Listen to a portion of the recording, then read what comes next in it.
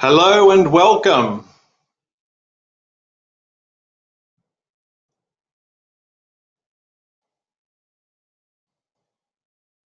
If we're all going well, you should be able to see me and hear me at this point in time, and I will continue regardless until someone says that they're having difficulty.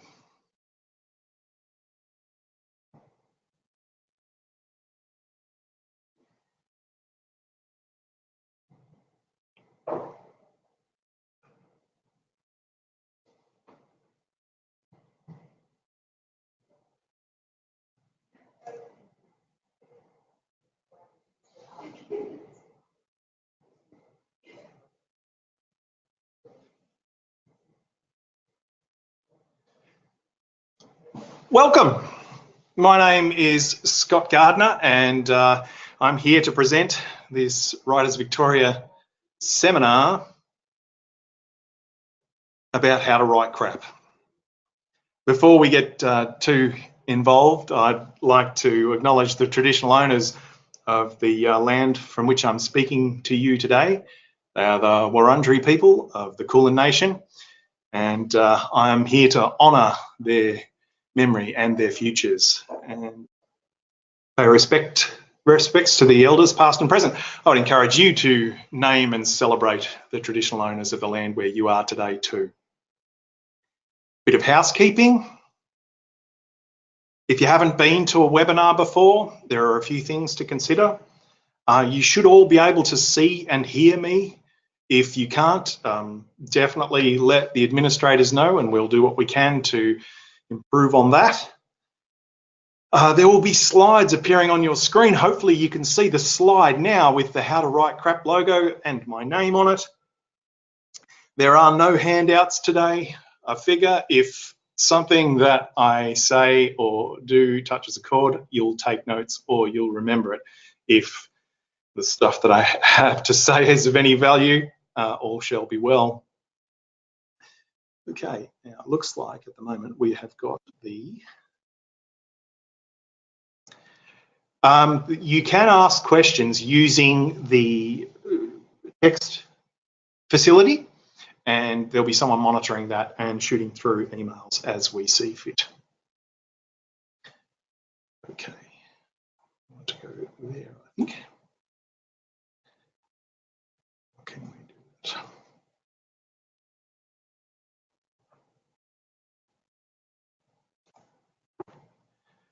Okay.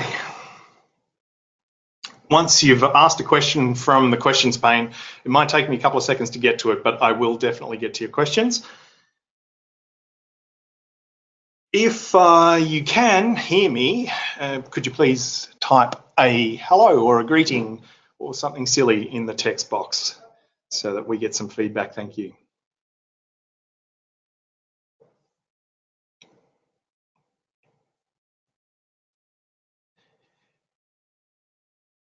Thank you for the feedback from the panelist called Scot Gardner. That's a familiar name. I don't know how that got there.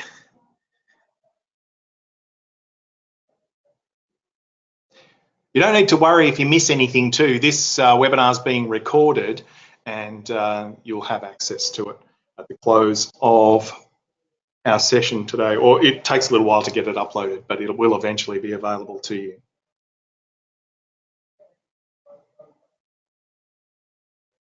So if you do have any technical problems that aren't addressable by you, feel free to telephone the number that you would have received on your connection email. So at present, we only have one direct feedback. If you could write in a greeting in the text box, you will put my mind at rest and we'll be able to move on.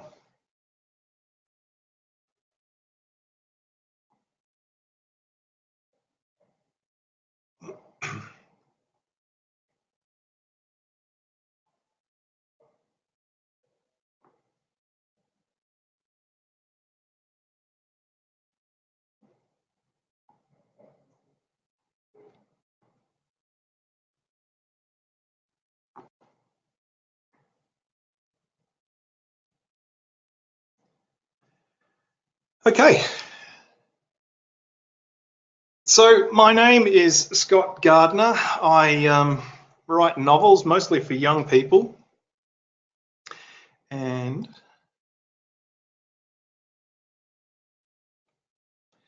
I began with a book called One Dead Seagull. I know the title's a bit weird. It's a story about Wayne. Wayne is 15 in the book. And the warning on the front says, this product may contain traces of sand, sex, toothpaste, nudity, lamb chops, sun, sunscreen, feathers, deodorant, love and or wisdom, laughter, rock music, cigarette smoke, tears and blood. So you can probably tell from the warning, it's a full-on rip-off of Harry Potter. Unfortunately, not selling quite as well as Harry Potter, but selling well enough for me to call it a job.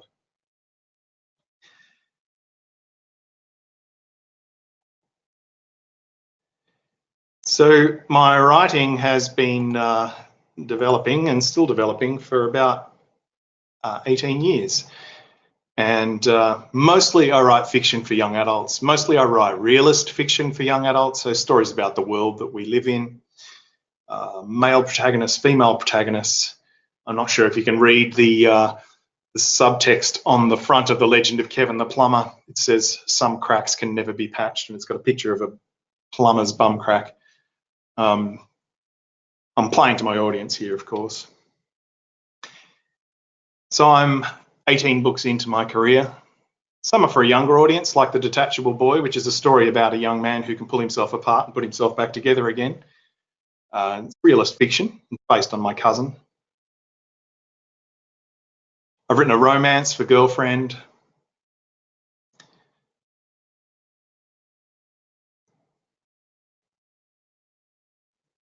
Sparrow is a story about a young bloke who lives rough in Darwin and goes to jail and then escapes on a juvenile detention camp. So it's a love story of sorts. I feel like what's been missing from the romance genre is crocodiles. As soon as you bring crocodiles to a romance genre, it's the whole thing's sort of got teeth. Ooh, that was the first of my dad jokes. My most famous novel by about a factor of 10 is called The Dead I Know. It's a story about a goth kid working in a funeral parlour, and yeah, it's a comedy if you like, especially if you like dead things. My most recent book is called Changing Gear. It came out in May of 2018, and it's a story about Merrick. Merrick leaves home not under duress. He tells his dad he's going to his mum's place, tells his mum he's going to his dad's place, and jumps on his postie bike and disappears into the wilderness. And it's a road trip story about 18-year-old Merrick finding his place in the world. All I'm trying to say is that I'm pretty well qualified to lead this webinar because I have written a lot of crap. But today we want to focus on a particular type of crap, the best sort of crap. Today we will be looking at some of the elements of crap. It's kind of like a field guide, if you like. And for each element, like adverbs and redundancy and repetition and run-on sentences and overwriting, we'll discuss what it is and why we try and avoid writing like that and offer some solutions or alternatives. It's kind of a field guide, yeah, to crap writing. And please excuse me if I read from the slides and do some descriptive subtitles. That's for the benefit of our brothers and sisters and sister brothers and brother sisters who find reading the slides difficult or impossible. I also apologise if this all seems a little bit simple, but in my opinion, these things are a crime against humanity. And in this #MeToo era, I think it's important to name and shame the patterns of speech and the lazy writing that are holding us back as a society. We probably should start another hashtag, #MeToo2.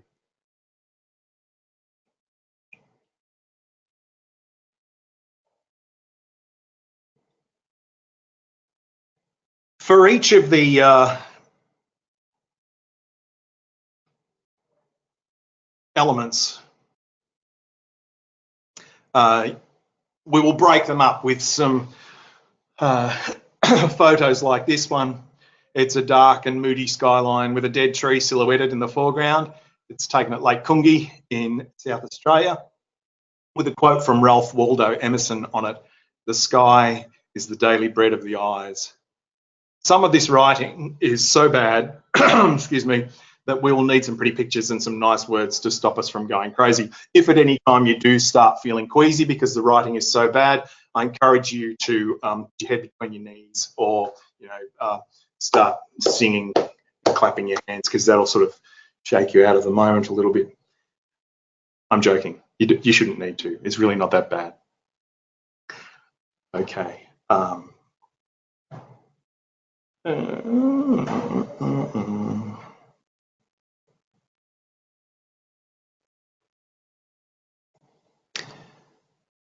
Let's begin with adverbs. Adverbs have a bit of a clue in their name about what they are. They add something to a verb.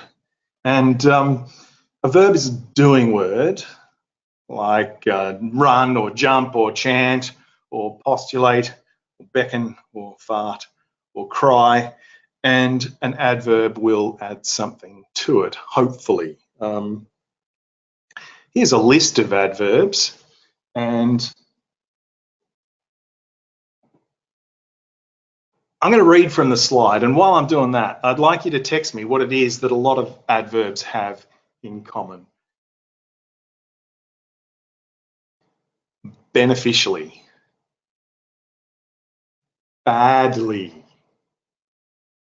relatively.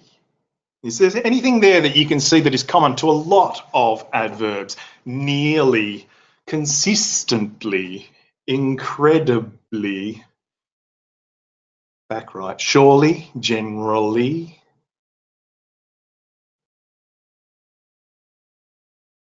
Nearly. Yes, that is correct. A lot of adverbs finish with ly. Thank you to Scot Gardner for posting that. I'm not sure who that is, but no, it's definitely not me. It's definitely not me. It's someone else. One of my favourites is literally, used to mean figuratively. Oh man. I heard a girl on the train the other day telling her friends that she literally exploded with laughter. Wow, that would have been messy. The surgeons did a fantastic job too, because I couldn't see any scars at all. Aha, so Thalia has taken my old handle. Very good. Thank you very much for that. And don't use literally to mean figuratively. That's like, yeah, it's one of those major crimes. You can go to jail for that. And in certain countries where things aren't quite as evolved as they are in Australia, people actually have small body parts removed when they use literally to mean figuratively. Okay, first bit of writing.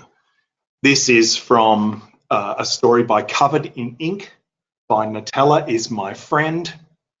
And it's from the website Wattpad, which is a place where young people mostly get together and share stories that they have written. It is one of the most challenging places for me to go online, because some of the best and some of the worst writing that teenagers do is visible there. So this is from Covered in Ink. You need to get a boyfriend this year, Tara said abruptly as I turned onto her street. No, I don't. Who even has time for boyfriends? Fine then, give me a reason why not, she said, looking at me intensely. Because guys are like parking spots. The good ones are taken and the rest are handicapped.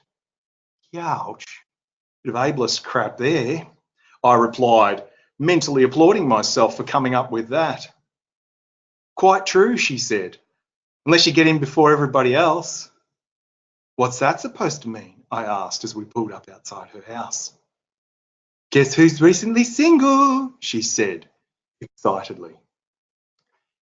It's a beautiful piece of work, obviously, and you can understand why I've used it as an exemplar. It has some magic about it, not the least of which is that ableist joke right in the middle there. I'm using joke with inverted commas. It's nasty. I'm just wondering if any of you can spot any adverbs there. There are a few to choose from, and you may be able to spot them. If you could text me any that you can see, or at least discuss it amongst yourselves, we'll see if we can do some stuff with those adverbs.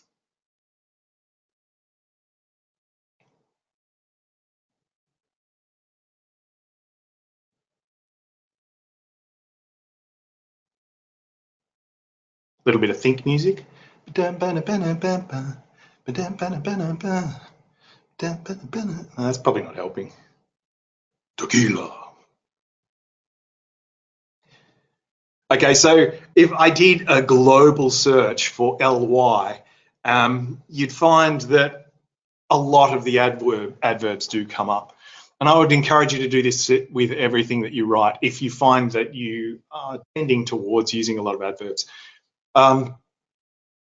There's only one false positive in this whole piece, and that is only, I think, which is probably not even on this particular slide. It's on my slide, but my slide's cut off when I present on the big screen.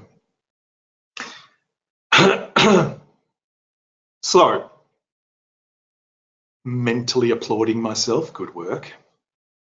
Why would we try and avoid writing this sort of crap? Well, in all honesty, an adverb often talks about the fact that the verb that you're using is weak. Some are perfectly descriptive. See what I did there? Perfectly descriptive. That's dad joke number 2, and it's a literary one. Moving on. An adverb means you're using a weak verb, or can mean that you're using a weak verb. Not all adverbs are weak. So how would we go about fixing them and avoiding this sort of crap?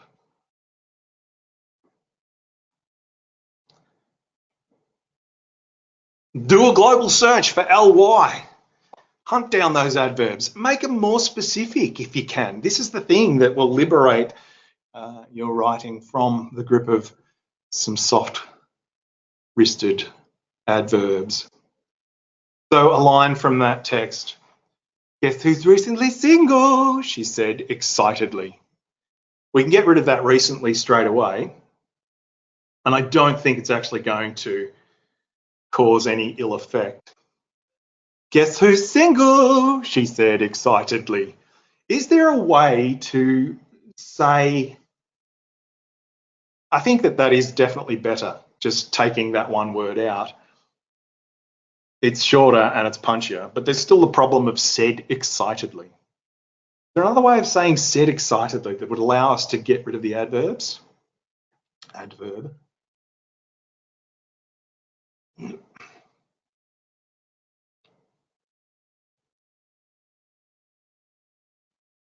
So we're trying to find an alternative for said excitedly. I think of a couple fairly quickly, like she chirped, or she squeaked.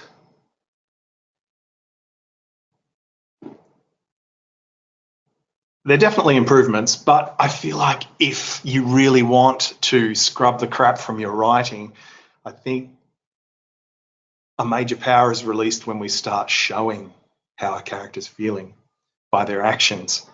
So if I was going to rewrite it, I'd probably look at, she grabbed my arm, eyes wide. Guess who's single? And suddenly the character starts to come alive on the page.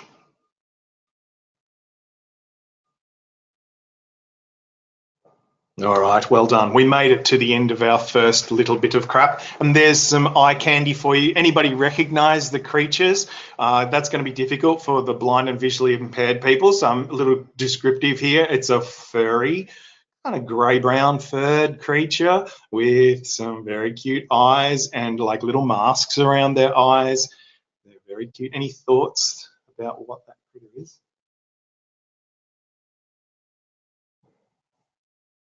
Well, those critters are, actually, yeah. They are meerkats, well done. And the collective noun for those meerkats is mob or gang. Mob like a kangaroo, gang. And they are really cute until you see the claws and the teeth. Like they are extremely well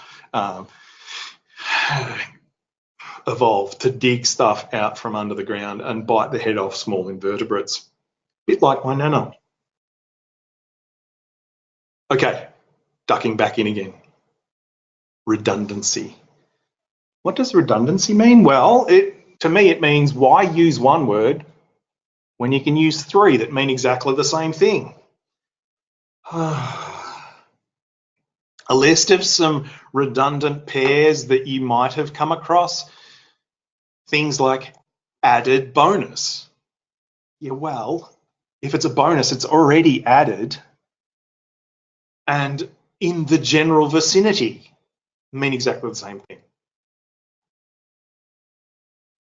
I like the idea of a mental attitude. It's as opposed to a digestive attitude.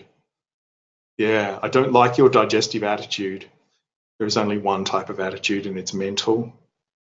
So a repetition, one of my wife's favourites is, and I thought to myself, just think about that for a minute. You can't really think to anybody else unless you live in a universe where telepathy is something that is day to day. So generally speaking, you can just think. You can say to yourself, that's okay, because that's an action and you want to do that. You don't need to think to yourself. I'm not going to mention it to my wife though, because she's prone to violence and yeah, might end up with smile scars.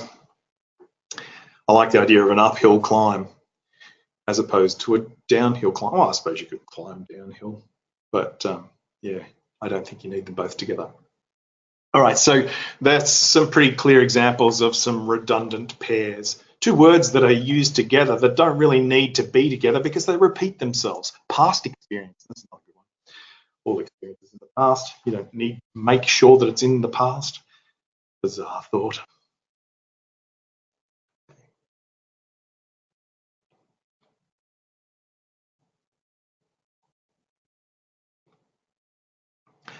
Is a lovely example that has a few redundancies in it by laughter, Dancing in the Rain by a person called Laughterism. The thought had repeatedly brisked through my mind for the past 2 hours, but I still refused to accept it. I shuffled my feet in agony due to the length of time I'd been standing in the airport. I could have found a place to sit, but she told me to wait in this exact place until she came. So I remained standing with my luggage like an idiot. The crowd easily passed by me, and I was an obstacle that could be easily avoided. Yes, I think that one's up for the Miles Franklin this year, which is good because I feel like it certainly has some potential.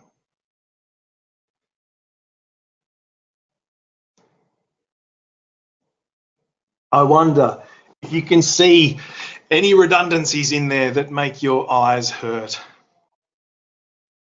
A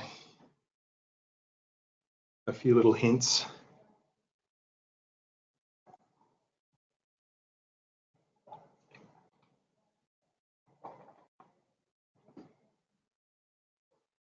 Brisked through my mind for the past 2 hours. Well, those hours were in the past regardless.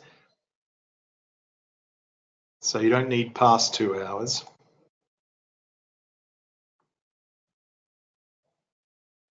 I shuffled my feet in agony due to the length of time I'd been standing at the airport.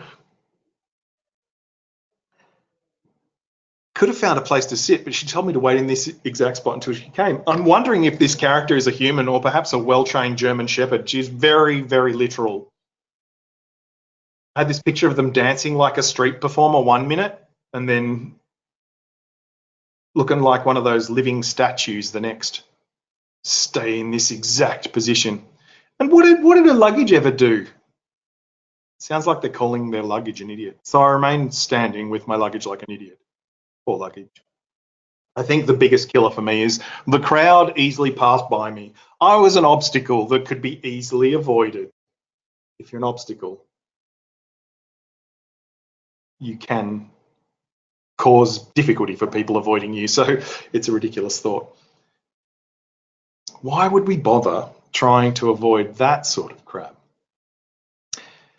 Well, you want to make your writing as lean and mean as you can. Mean's probably not the right word there. Let's say lean and keen.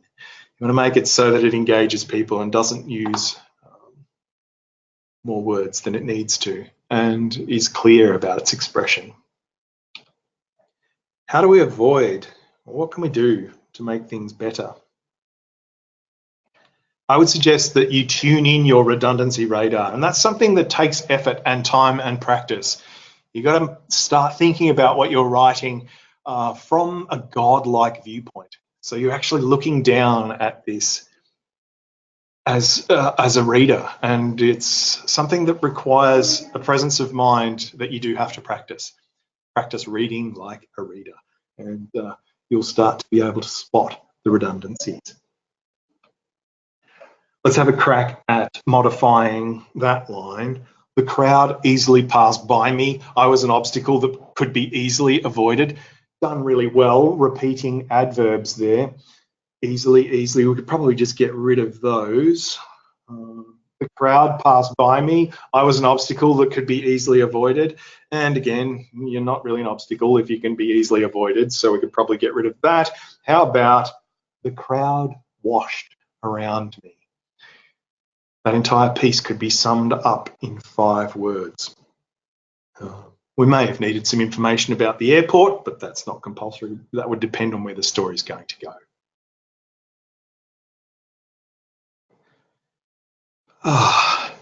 Little bit of visual pleasure. This one's for Caitlin. This is a butterfly from the zoo in Melbourne. Very close up. There's lots of colour and reds and blacks and golds, and I'm fond of butterflies. I'm not sure that you should mention that in a public forum, but heck, I'm a rebel. Repetition. I wonder what repetition means. I wonder what repetition means. I've often thought about it. I wonder what it means. Oh, shut up. It's when you're using sounds or phrases that appear similar, but unintentionally and close together. You can repeat yourself, you can repeat phrases, of course. That's a powerful tool, but there are times when it's really quite destructive. This is from a piece called Blurred Souls by D. the Writer. My steps were slow as I made my way to my high school. It was a 2-story building with 3 hallways on each floor and a main hallway downstairs leading to the cafe and the gym. 1 more year and I'm out. I'm out of here. 1 more year and I'm free. 1 more year. As I arrived to my locker, I turned the combination for my locker. As I got to the second set of numbers, I felt someone tap my shoulder. I whipped around and was met with a pair of brown eyes that I grew to ignore. Alex Blake. Another fine piece of writing. So you see any repetition there? There's good repetition and bad repetition in this piece.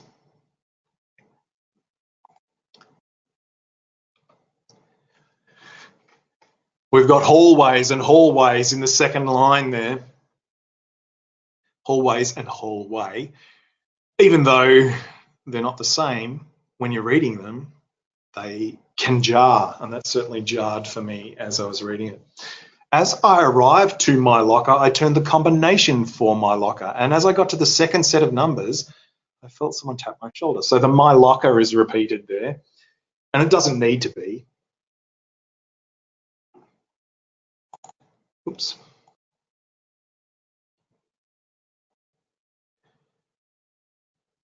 It creates an image in my mind's eye about this locker that's got multiple levels of security.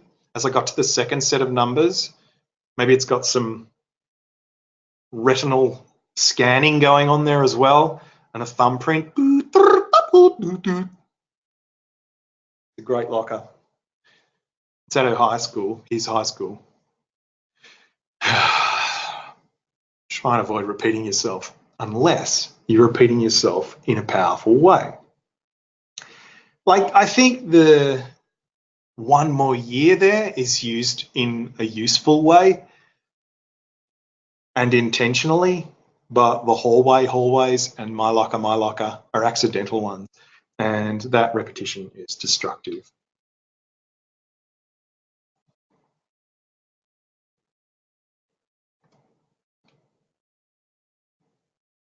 It's fairly obvious why we'd try and avoid this sort of crap, because unintentional repetition reads like a gong. It makes people leap out of the writing and can be quite distracting.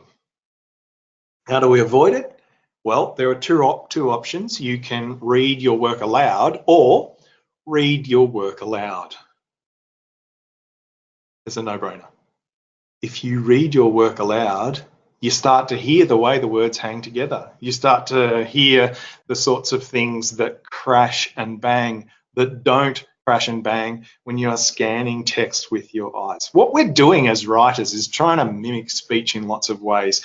And if you can read your words aloud and they still sound good, chances are they'll read well as well. It's a really powerful tool. I can't overstate how much reading aloud has changed the way that I write. And it sounds really dorky to begin with. It feels odd reading aloud in a quiet room, but as soon as you get over the idea that your voice sounds weird, you will unleash a superpower. You want your reader to be able to avoid suffering their way through endless accidental repetition.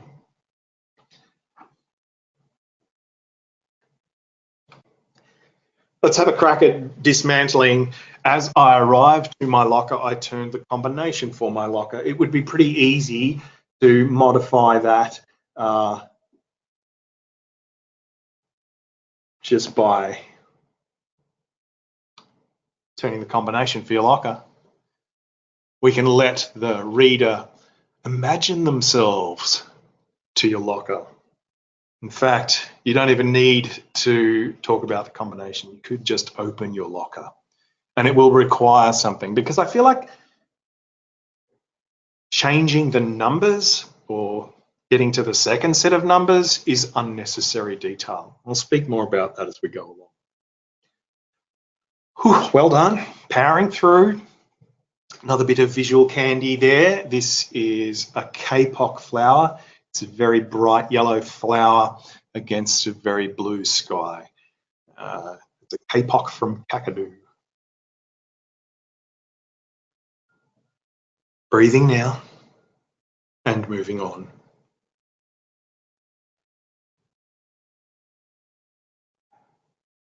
Run-on sentences are when your work reads aloud like someone's calling a horse race. It's like you've forgotten to punctuate, or perhaps there have been issues with the way that you've expressed it. And I found a lovely example by a character called Eat, Sleep, Swim, Repeat. And the piece is called "I'm Back Bitches." I think it was supposed to be "I'm Back Bitches," but they forgot the apostrophe, so it just says "I'm Back Bitches." Quite a powerful title, really. Well, now you know how it freaking feels when you break girls' hearts. I then got up and walked away, and most people were cheering loudly and saying stuff like "Go New Girl." I turned around and then said loudly so everyone could hear, "By the way, the name's Avery Blue." By then everyone started whispering to each other and saying, "Oh my God, is she that nerd?" I smiled sweetly at Chase's shocked face. Chase's shocked face by ahead in the third race. Oh, it hurts to read it aloud. You could probably punctuate your way out of that. There are some problems with it, obviously, but you could probably punctuate your way out of that. I'm also concerned about this idea. Well, I don't know if it's a concern, but it's an odd thing. By the way, the name's Avery Blue. If you need to introduce yourself to the people around you like that, I feel like you're trying too hard as a character. Anyway, moving on.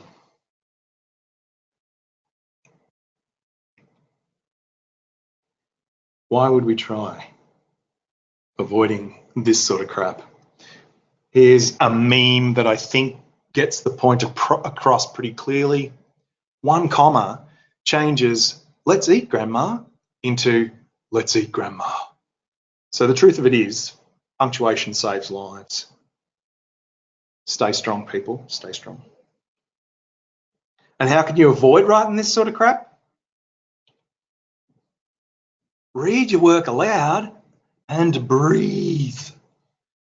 Take your cues for punctuation from where you break for breath. That's one of the advantages of reading your work aloud too.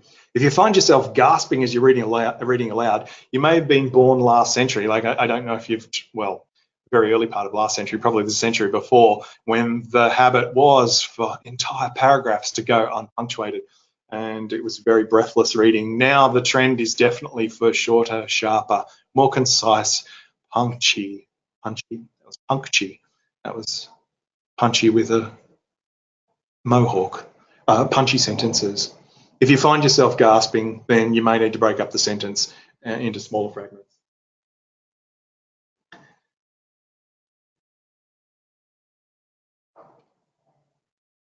Let's try pulling this one apart. I then got up and walked away. Most people were cheering loudly and saying stuff like, "Go new girl."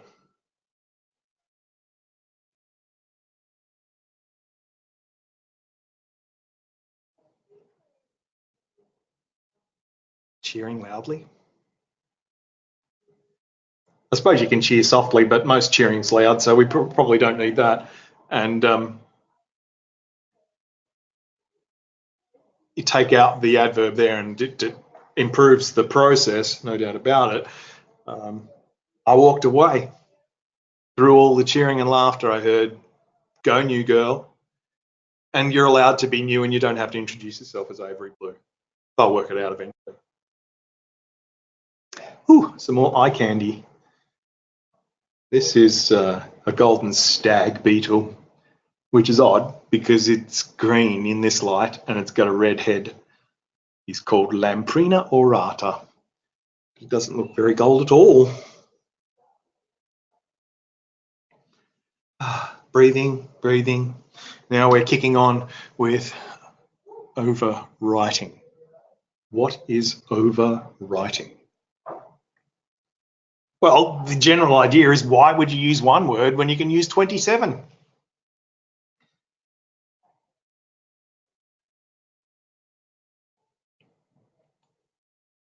Here's a piece by Dash Homicide. It's called The Tour. I made my way inside the brick building and signed myself in. I looked at my phone to see I was already 15 minutes late. Groaning, I locked my phone and placed it in my bag. I hurriedly made my way towards my locker, which thankfully was near the gym where I currently need to be. Basically throwing everything I was holding into my locker, I headed towards the gym. Opening one of the doors leading into the gym, I was greeted by a bunch of sweaty freshmen ''s staring at me. I could feel my face going red from the embarrassment. Whispering a small sorry, I left. Unlocking my iPhone, I opened the calendar app. I looked at the 8 a.m. section and saw the scheduled rehearsal for graduation. Okay, loving those words. So if I was to say that overwriting is the use of unimportant detail, can you give me some examples of unimportant detail from this page? Maybe discuss it amongst yourselves, or if there's anything glaring, perhaps put it in the text box and feed it back to us.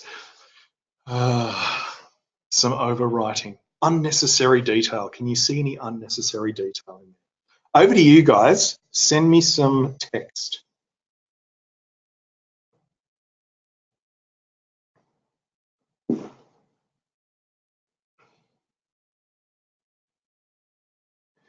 I think our think music is going to be Yakety Sax, otherwise known as the Benny Hill theme.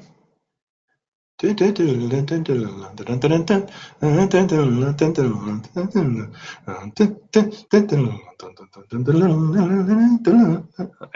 that's probably not helping either. Waiting patiently for some text to be entered into our dialog box. Can you spot any unnecessary detail?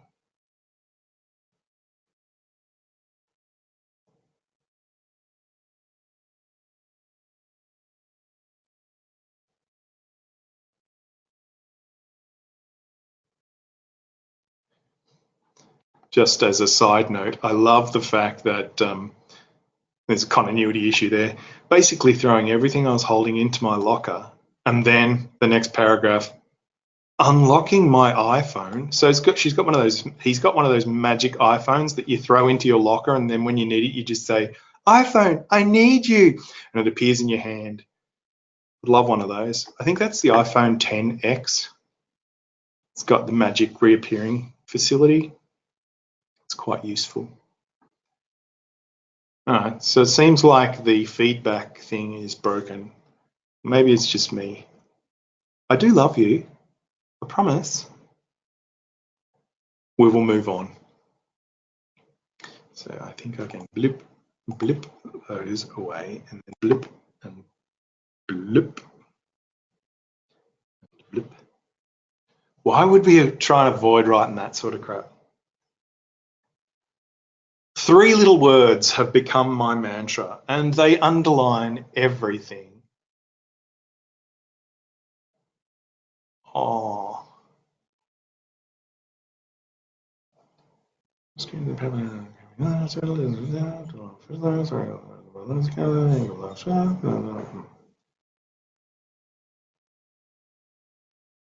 Yeah, we can send the slides through to you so that you can get all the details after the webinar is complete. So back to 3 little words that underline everything that I do.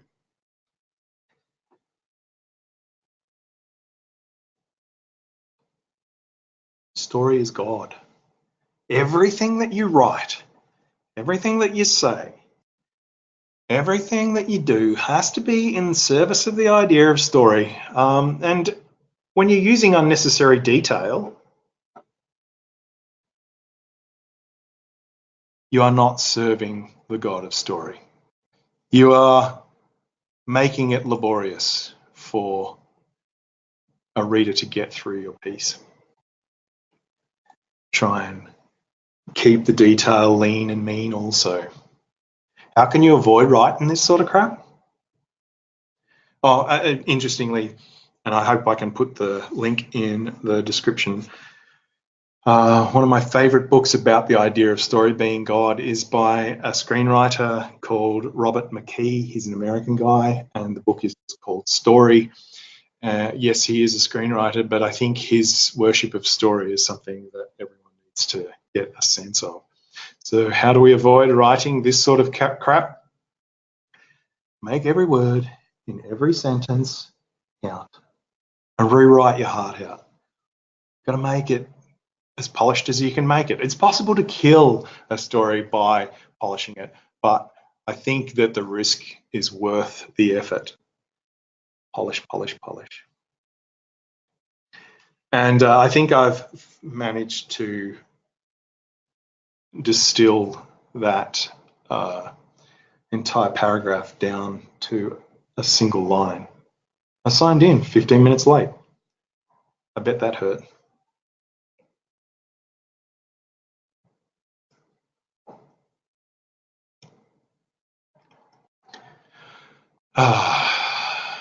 I think that's it for the major crap that we need to identify during this episode. I've got a quote from Bruce Pascoe over some sunflowers, and the quote says, "God might be a gardener, and we've made the mistake of thinking he was the chairman of the board." Love Bruce Pascoe's work. All right. What I'd like to do now is to hopefully hand it over to you guys.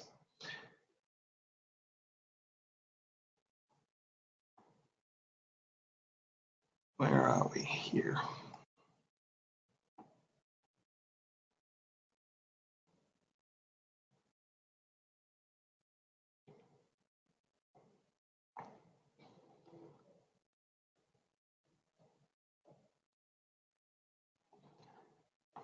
I know I can jokingly refer to these things, the adverbs and the overwriting and the repetition as and redundancy and the run-on sentences and the repetition. And did I mention the repetition? I can talk about them as jokes. The reality is that the crimes against humanity. And while these are those examples were from Wattpad, which is a free and unmonitored forum, you'll find them in the wild. And I found a few in some very famous books, very successful books. And I just wondered if you guys can spot some of the crap and maybe even name the book. Oops, I better get rid of my scribble. Okay, so I've got a series of quotes, and I'm wondering if we can have an idea or have a guess at what the crap is that this particular quote is identifying, and also a crack at deciding which book they're from. So there are 2 books, and I'm going to take 3 quotes from each of the books, and they'll be in order. So the first 3 quotes are from one book, and the next 3 quotes are from another book. First quote. Charlie had really been fairly nice about the whole thing. Can you see any issues there that we might be able to attend to with our new crap identifying skills? Is there a way we can modify this sentence and give it some shape and form? Oh, thanks, Kat. There's definitely some adverb issues there. Where are we? There. Big. So Suya, I think florid writing is definitely considered overwriting. The loving phrase purple prose comes to mind, which talks about writing that is using way too much descriptive. One of my favorites when I'm talking about florid writing and overwriting is yeah, I'll keep going because I've just forgotten the example that I was going to use. I think that Ray Bradbury does have some exquisite and evocative sentences. Next up. Thanks also, Angela, for that comment that next up is one of the most annoying crap phrases. Really fairly, yeah, really fairly. I think that you're right, Suya, in that lots of writers do use purple prose, and there are readers who find it delightful, and I'm not one. So the adverbs are the big issue in this particular piece. Fairly nice, and managed to get a really in there as well. Really fairly nice. I wonder if it could have just been Charlie'd been nice about the whole thing. Nice is a word that isn't really a word too. Charlie had been kind about the whole thing. Charlie had been philosophical about the whole thing. Charlie had been an idiot about the whole thing. I'm going to change the frame of it a little bit there. Anyway, good spotting. Okay, so I'll get rid of that again and move on to the next slide. Another quote from the same book. I didn't answer. I was mentally calculating my chances of reaching the truck before he could catch me. I had to admit, they weren't good. Can you spot any crap in there that you would do differently?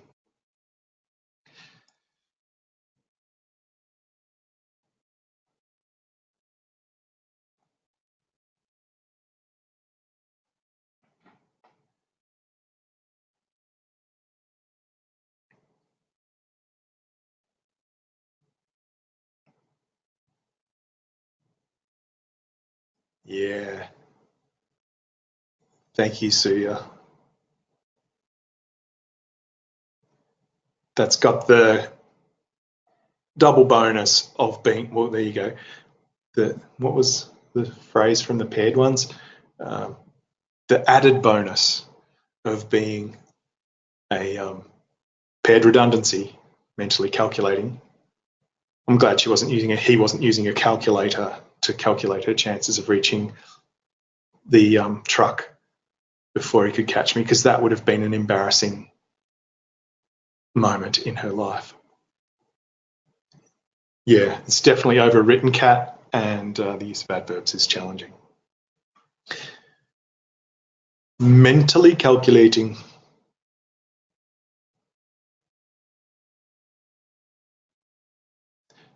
Yeah, I was trying to be ironic there, Caitlin. Added bonus is definitely a redundancy and a tautology.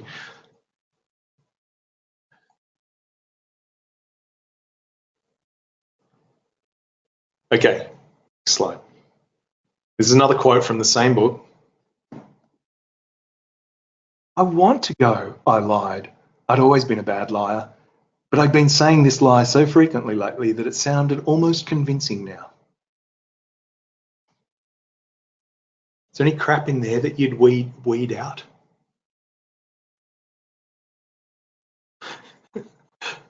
That's nice, Angela. I like the idea that you had a teacher that was saying, I'm actually physically going to take that pen from you. That's classy.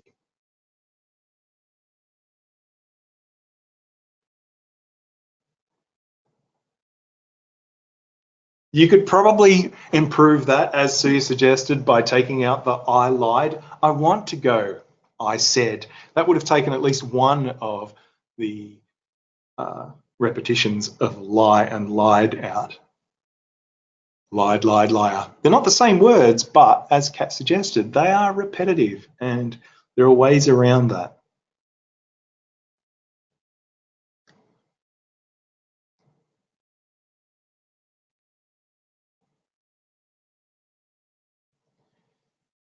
Anybody have any stabs in the dark about which book those three quotes came from?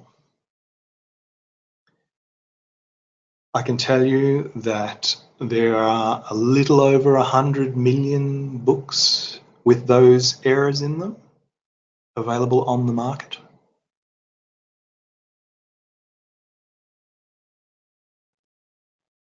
Any guesses about which book they are from?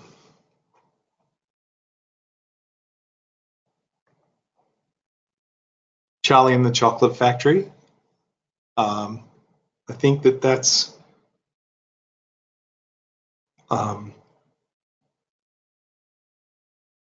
sad idea. I think Charlie and the Chocolate Factory is actually a beautifully written book in lots of different ways. Not an Australian writer. Could have been good old Barbara Cartland, Mills and Boon. No, unfortunately. Some more clues. The writer is a Mormon. Not that I have anything against Mormons. I mean, there's madness in all of us, so what difference does it matter what label you carry? But the writer is very proud of her Mormon heritage. Is that helpful?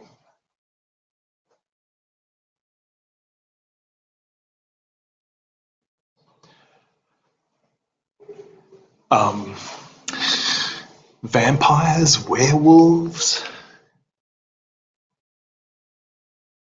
Yes, an American writer. Thank you, Suya. It was from Twilight. More than 100 million sales. Just, you know, the fact that it's crap doesn't necessarily mean it's not going to sell. And Stephanie Meyer is the correct name.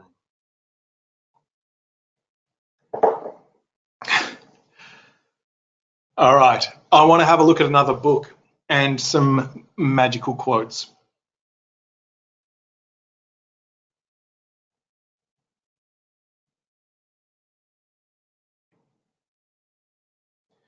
I'm sure, Sue, if you have a look, click the pages, you'll be able to find those quotes in the very first book of the Twilight series. Okay, the next book.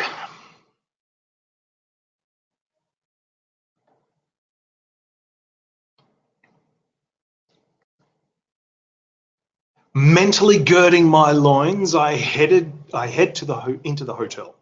Mentally girding my loins, I head into the hotel. It's a funny phrase, girding my loins. And I think it was a figurative thing in biblical days, but since we don't wear tunics that go down to our knees anymore, I think generally when we're girding our loins, we are preparing ourselves for something difficult, and we don't use it in the biblical sense in the same way that we don't use lots of other biblical phrases in the way that they're intended in the Bible. I've found a handy little cartoon that'll help you work out how to literally gird your loins if you so desire.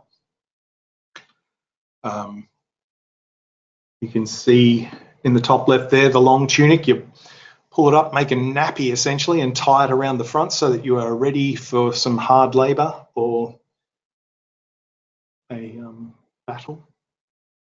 battling hard labour.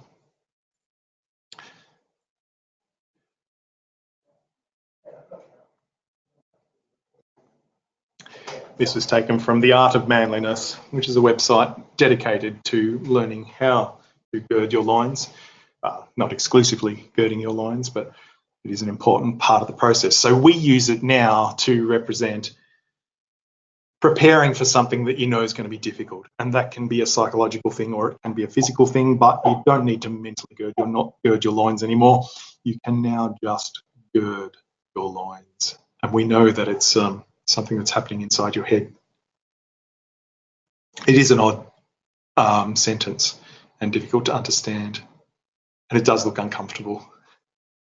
I agree. But then again, trying to run a marathon in a tunic would have been a challenge, or scare off a tiger. No, lion, sorry. Africa, I think. Oh no, we're probably in the Middle East. Were there lions in the Middle East? I'm confused now. Okay, so it seems to Suya that the narrator is male. Is the writer male? Good question. Let's move on to the next quote and see if it gives us any more detail.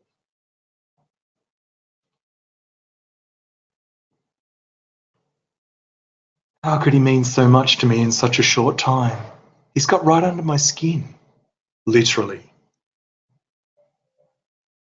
Seems like the character's in love with a parasite, possibly a bot fly. And it's one of those beautiful examples.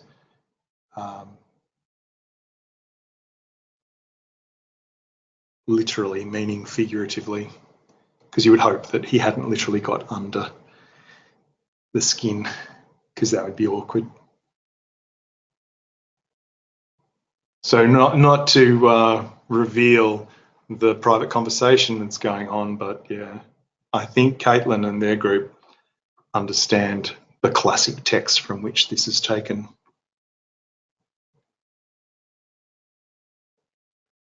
And even got the author's name right. So I think that's double bonus points, triple bonus, added bonus points. Not to put too fine a point on the thing.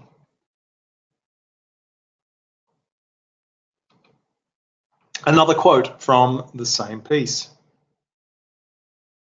I line up the white ball and with a swift, clean stroke, hit the centre ball of the triangle square on with such force that a strike ball spins and plunges into the top right pocket. I've scattered the rest of the balls. Might be a bit of a giveaway now because you probably have noticed the slight obsession with balls in that excerpt, which might be a little bit of a hint. I'm not sure that any of this detail is necessary. I think that it's all very heavily overwritten. And while it's not emotive, it's definitely purple or overwritten. Too much useless detail.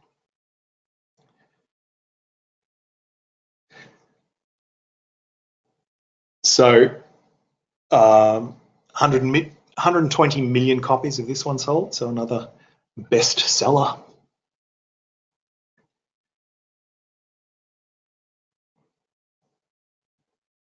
And Caitlin and the Outer Gippsland group guessed it was 50 Shades of Grey by E.L. James. It is correct. Good question. We were wondering what the writing was like before the editor got to it. It must have been pretty bad. Interesting fact, 50 Shades of Grey started out as fan fiction for the Twilight series. So some of the crappiest writing in print, some of the most successful writing in print, the most fiscally awarded writing in print has pedigree. All right. People do actually buy this in their droves, Angela, and I believe you can still buy it. Okay, so I'm going to leave you now. This is the end of our time together, and this is true. Girding your loins ends up being an important part of The Devil Wears Prada. In summary, I would like you to have a crack on your own time, either in your group or as a project, to spend some time writing crap. Repeat yourself. Use redundancies. Overwrite. Use adverbs. Run sentences together. Repeat yourself. I think that's the third time I've used that joke. That might have been repeating myself a little bit too much, and I apologise for that. It's a useful tool because in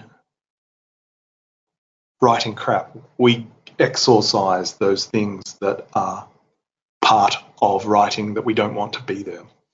The interesting thing is that your spell check probably won't pick up those errors. If you subscribe to Grammarly or one of those editorial Big Brother programs, they won't pick up those things, probably. You have to develop your eye and ear for the crap, and you do that through experience. This exercise, like writing for 10 minutes, writing crap for 10 minutes, is kind of like the literary equivalent of screaming into a pillow. You've got to get all the crap out in a safe and inoffensive way, and read your work aloud to each other. And read your work aloud to yourself first for a bit of a laugh, and then read it to everybody else when the opportunity arises. Thank you so much for your patience and attention today. I've had a ball guiding you through this journey of self-discovery about the crap in the world. I hope that you are all inspired to write some magic as well as some crap. And I have, where are we here, put my email address and website on there. If you have the opportunity, inclination, desire to share your crap writing, I would be only too happy to cast my glance at it. Please feel free to email me anything that you think might be good. Magic and crap do go together, definitely. You can put that on a sticky note, see, and call it your own.